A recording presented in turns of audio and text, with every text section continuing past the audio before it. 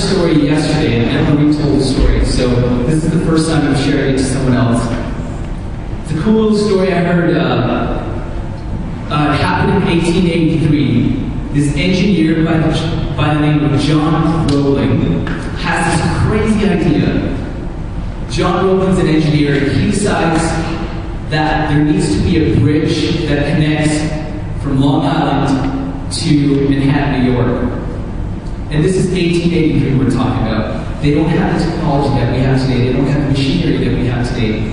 Everyone around John said, "You're crazy, this is impossible, this is just chasing the dream, it can't be done, forget about it." But John knew in his heart what he had to do, and he couldn't convince any of his friends, any of his engineers, or any construction companies to take on this project. So he gets his son, Washington Rowling, who was an up-and-coming engineer, to help him in this project. And somehow they get construction companies on board, and they start building this huge project in 1883 to go a bridge that would connect, that would go over the East River in New York. A few months after the construction happens, there's a terrible accident. John gets injured, and he dies out of the complications from the injury. And Washington, his son, suffers a severe brain damage, and he's completely paralyzed.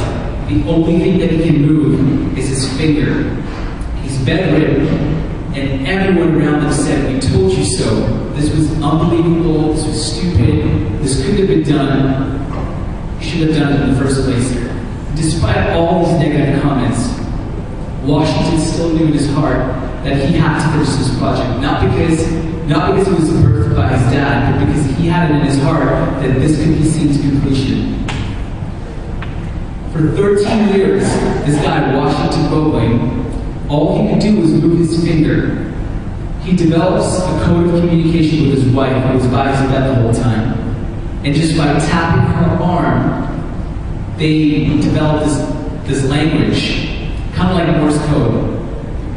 And for 13 years, he tapped her hand, her arm, to lay out the schematics and the construction plan for the engineers to build this bridge. And this was in 1883. That's almost 100, I don't know, I can't do the math. That was a long time ago. And today, Ryan, can you move that last slide? Today, that bridge is the Brooklyn Bridge we see in downtown New York. It was done in 13 years just by the way and tapping of the finger. This story, I just wanted to share the story because it blew me away. It's just a testament to the determination of the man and how uncrushable his spirit was, though he was paralyzed, and the only thing he could move was his finger. And I just wanted, what you guys are doing today, we're remembering Haiti. We haven't forgotten about Haiti.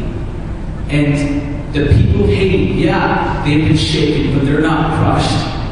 And they're going to rise again. But thanks to us, and thanks to people who are part of that story, we can keep seeing restoration and healing come to Haiti. We can be part of that story. So I just want to thank you guys. You guys are amazing. Please give a round of applause for all the amazing musicians today.